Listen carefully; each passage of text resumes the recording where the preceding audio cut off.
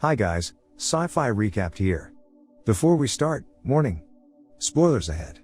Today, I'm gonna explain an American superhero, crime, and drama movie, called Hancock.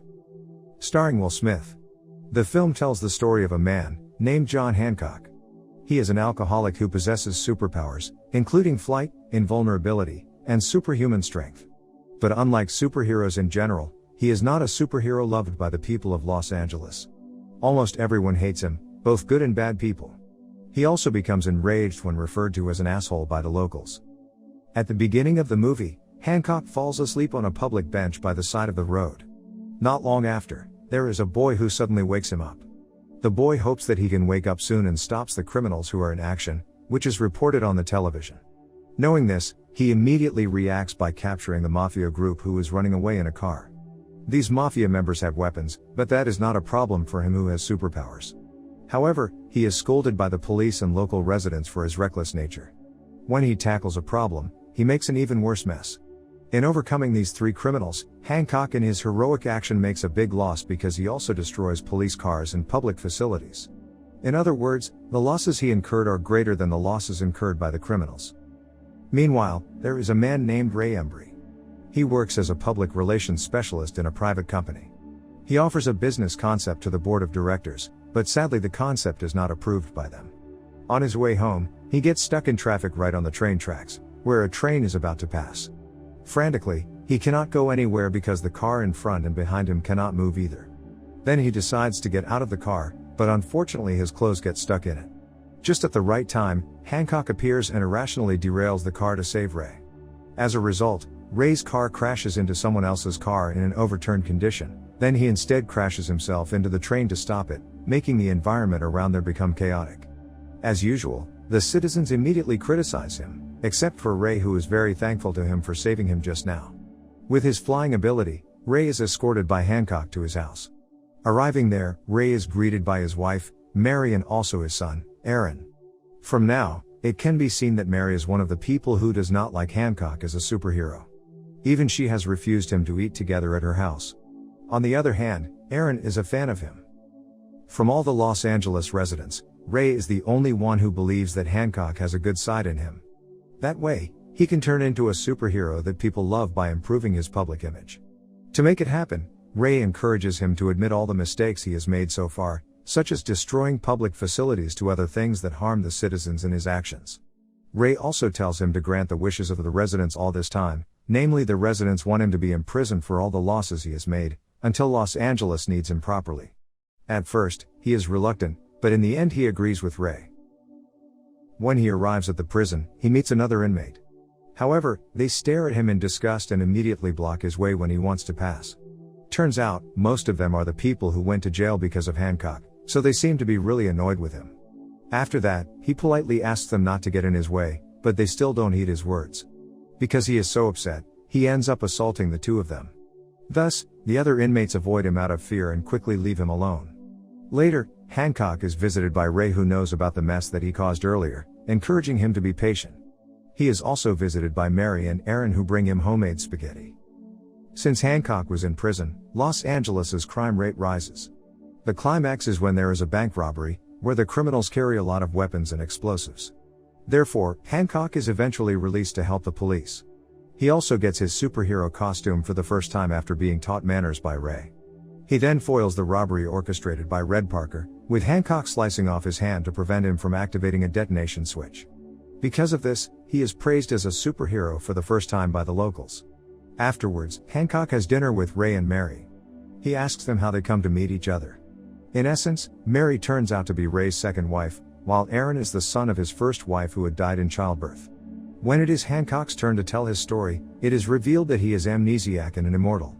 That moment when he woke up in Miami hospital, he had no idea who he really was. The only thing he knew was that there was a chewing gum and 2 movie tickets in his pocket, but he couldn't remember anything about it. Strangely enough, it happened 80 years ago. In the meantime, Mary looks at him with pity. It seems that she is familiar with his story, causing her to cry. After they finish dinner, a drunk Ray is carried by Hancock to his house. Before Hancock wants to go home, he meets with Mary in the kitchen. He then kisses her, only for her to toss him outside, destroying the walls of her house. It turns out that she has superpowers like him too, looks like they are the same species. Hancock is very surprised not to think that Mary has the same superpowers as him. The next morning, Ray, who has woken up from his sleep, is very surprised to see that his house was so messy. Mary then explains to him that it was Hancock's doing because he sneezed last night, causing the wall to shatter. After a while, Hancock comes to Mary's house again. He then does some tests on Mary because he is still curious about what happened last night. When he presses the fork against her shoulder, the fork bends instead. And also, when he hits her head with a rolling pin, Mary feels fine about it. Because of it, he has many questions for her and tells her to come to his residence. Arriving there, she talks with Hancock in private. She claims that actually she is his little sister and that they have lived for 3,000 years. She also explains that they are the last descendants of their species. On the other hand, Hancock disbelieves her about the last claim, thinking that the whole thing was bullshit. Furthermore, he immediately leaves and flies away to inform Ray about her superpower. Mary, who does not want Ray to know about it, chases after him. The two of them incite a violent battle across the city, until Ray quietly witnesses the fight from a building.